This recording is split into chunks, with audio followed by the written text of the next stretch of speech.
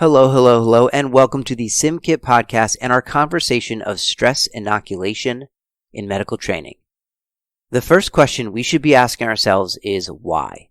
Why do we need to inoculate stress in our medical training, particularly when it comes to procedures? In my opinion, there are two clear and very tangible reasons. The first can be titled simply, practice like you play. In the high-stakes arena of the emergency department, performing a HALO, high acuity, low opportunity procedure like cricothyrotomy, we want to be used to a certain degree of stress when training because bet your bottom dollar it will be stressful in real life. We need to be comfortable being uncomfortable. By exposing ourselves to and familiarizing ourselves with stress, we get better at mitigation of stress when we have to perform to save a patient's life. The second reason is cognitive science teaches us that stress is a powerful memory aid. Adding stress to learning helps anchor the memory for long-term retention.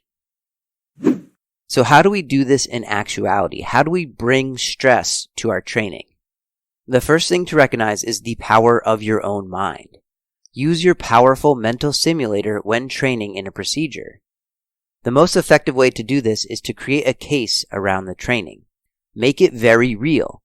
Think about the sounds in the room, the alarming telemetry, the inflation of the blood pressure cuff, the nurse's chatter in the background.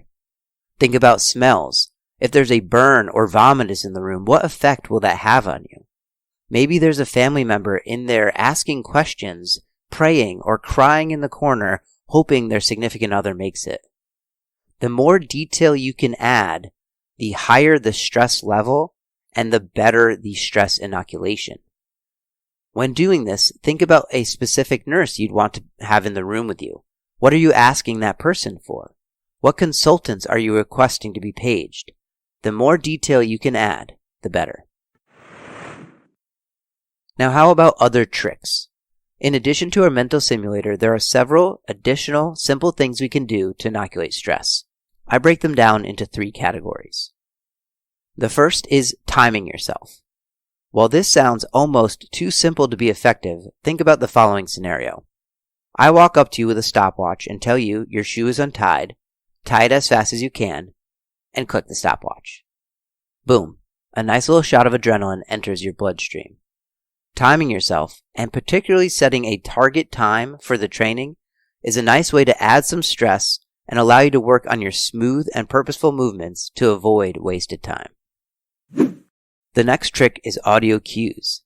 Adding audio to the background of your training is a great and sometimes fun way to add a little stress. To do this, you have to know a little bit about yourself and what gets your heart pumping. For example, we are all clinicians for the most part, so alarming telemetry, particularly with tachycardia, is often a very irksome sound in the background. Use that to your advantage and add this stressful audio cue to your training. And you can have a little fun with it too.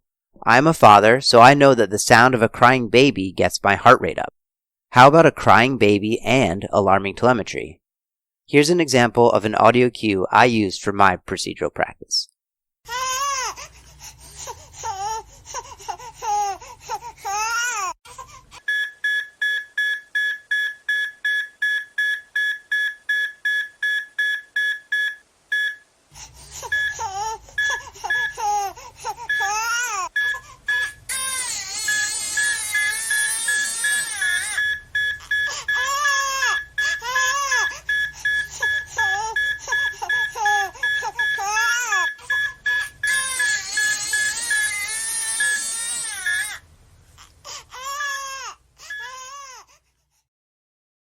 If that does not get your heart rate going, I'm not sure what will.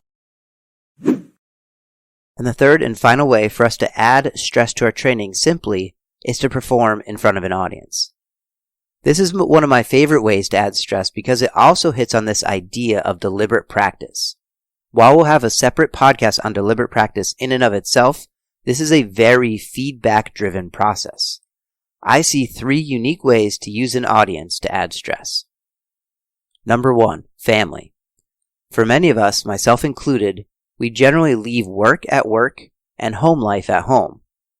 This is important given the career we have and the things we see.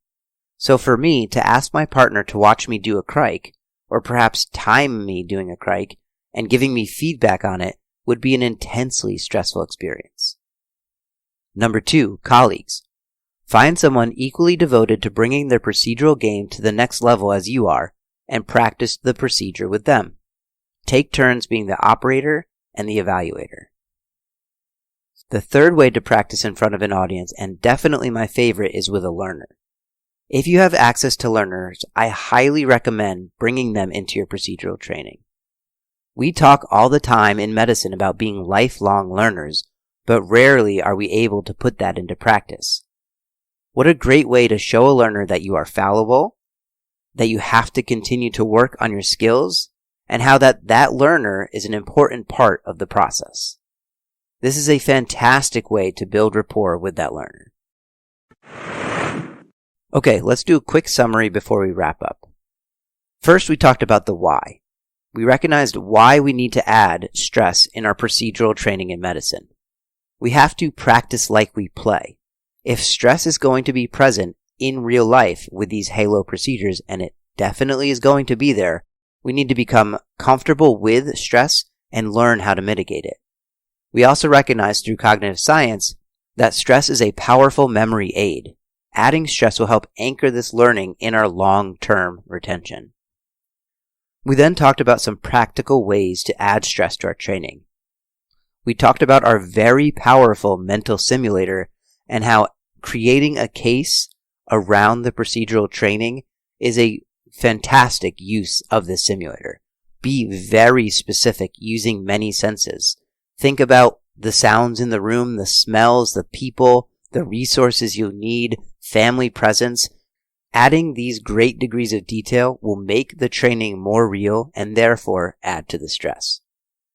The 3 other tricks we talked about for stress inoculation include timing yourself, using audio cues, and performing in front of an audience, which can be your family, colleagues, or learners. I highly recommend incorporating these simple and effective techniques in your procedural training.